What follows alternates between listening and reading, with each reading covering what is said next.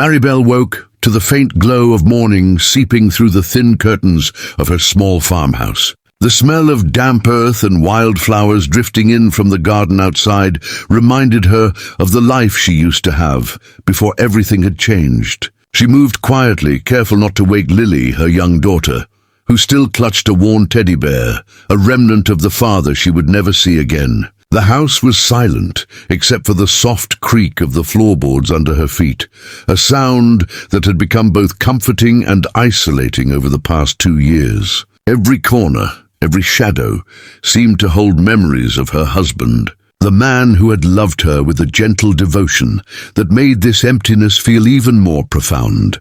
The world outside her farmhouse was vast, golden plains stretching endlessly under the morning sun, dotted with grazing cows and the occasional fluttering of birds taking flight. The land belonged to Clayton, the ranch hand next door, a man she had known in passing for years but never truly understood. He was a man of quiet strength, his presence steady and unyielding. Yet something about him always seemed distant, as though the weight of the past rested heavily on his broad shoulders. That morning, as Maribel stepped out to tend to her small garden, she noticed him leaning against the wooden fence that separated their properties. His hat was tilted low over his eyes, and his hands rested on the fence as if it were an extension of himself. He looked up at her, and for a moment there was a flicker of recognition in his gaze, the kind that comes not from casual acquaintance, but from noticing someone truly, deeply. "I haven't had a woman in 5 years, he said, his voice low and almost apologetic, as though speaking the truth carried a weight he had long avoided. Maribel froze, unsure how to respond. It wasn't a flirtation, nor was it a boast. There was an honesty in his words that startled her, a vulnerability that she hadn't expected from someone like Clayton. She wanted to look away, to pretend she hadn't heard, but something in the way he leaned there, exposed and unguarded, made her pause. Instead, she nodded faintly, offering a small smile that she hoped conveyed understanding rather than judgment. Days passed, and that moment lingered in her mind. Whenever she saw Clayton at the fence or walking along the path to check his cattle, she found herself lingering longer than she intended. Their interactions were brief, often no more than a nod or a shared glance, but they carried a weight of unspoken words. Maribel began to notice the little things, the way he would pause to watch the sunrise even when no one else cared, the gentle care with which he tended the animals, the subtle tremor in his hands when he spoke of matters close to his heart. It was in these small, fleeting moments that she began to see the man behind the stoic exterior, a man shaped by loss and solitude, just as she had been. One afternoon, Maribel found herself struggling to repair a broken fence post near the creek that ran between their properties. Her hands were scraped and blistered from the effort, and she cursed under her breath at the stubborn nails. Clayton appeared silently behind her, holding a hammer and a bundle of replacement posts. "Need a hand?" he asked, his voice soft, almost tentative.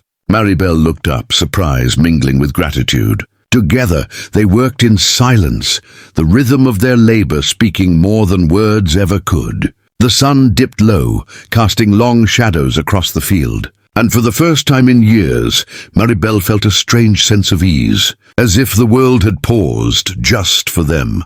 It was during these moments that stories of the past began to surface, tentative and careful. Clayton spoke of his wife, a woman who had passed suddenly, leaving him alone with nothing but memories and the ranch he had inherited. The grief had been unbearable, a silent companion that had kept him from seeking companionship or allowing anyone into his heart. Maribel, in turn, shared fragments of her own story. The nights spent crying beside an empty bed, the overwhelming responsibility of raising Lily alone, the fear that love might never find her again. The connection between them grew slowly, organically, like the first shoots of grass after a long winter. There was laughter now, quiet but genuine, the kind that comes from feeling safe and understood. Lily, too, began to warm to him, reaching out for his hand and calling him by name, her innocence bridging the gap between the wounded hearts of her mother and the ranch hand. Maribel noticed the change in her daughter, the sparkle in her eyes, the unrestrained giggles, the newfound confidence, and realized that Clayton's presence was becoming more than just a neighborly convenience. He was a steadying force, a beacon of hope in the otherwise relentless solitude. One evening, as the sky blazed with the fiery hues of sunset, Clayton invited Maribel and Lily to walk with him along the creek. The air was thick with the scent of wet earth and wildflowers, the gentle babble of the water a soothing backdrop to their conversation. They spoke of ordinary things at first, the weather, the crops, the care of the cattle, but gradually the conversation deepened. Clayton shared stories of his youth, of dreams deferred and mistakes that had left scars he couldn't erase. Maribel listened, feeling a kinship that went beyond simple friendship, a bond forged in shared loss and the quiet understanding of what it meant to survive heartache. By the time they returned to their homes, the first stars were appearing in the twilight sky. Maribel felt an unfamiliar warmth in her chest, a sensation she hadn't experienced since her husband's death. It was not love yet, not fully, but it was a glimmer of something powerful, a promise that life could still hold beauty, that connection could still flourish even after years of loneliness. She looked at Clayton, who tipped his hat in a casual gesture that carried more meaning than words ever could, and realized that the world had shifted ever so slightly. And so, life continued. Each day brought new small moments, helping with chores, sharing meals, walking along the fields, each one weaving them closer together, building a fragile yet unbreakable bond. Maribel began to anticipate his presence, the sound of his voice, the quiet strength he brought into her home. She realized that in the vast expanse of the plains, in the quiet rhythm of their shared lives, a possibility was emerging, a possibility that love, patience, and courage could heal even the deepest wounds, and that even after years of isolation, hearts could begin to beat in harmony once more. The days that followed were a quiet rhythm of shared labor and subtle gestures that spoke louder than words. Clayton became a constant presence in Maribel and Lily's lives, though never intrusively. He mended fences with her in the mornings, repaired a leaky roof before a sudden storm, and sometimes simply sat on the porch with a mug of coffee, watching the sun rise over the endless fields. The ordinary tasks of life took on a new warmth because he was there, steady and reliable, a silent reassurance that the world could still hold safety and kindness. Maribel found herself laughing more, her smiles less cautious, and she noticed Lily following him around the yard, tugging at his sleeve, her small voice calling for attention that Clayton always seemed happy to give.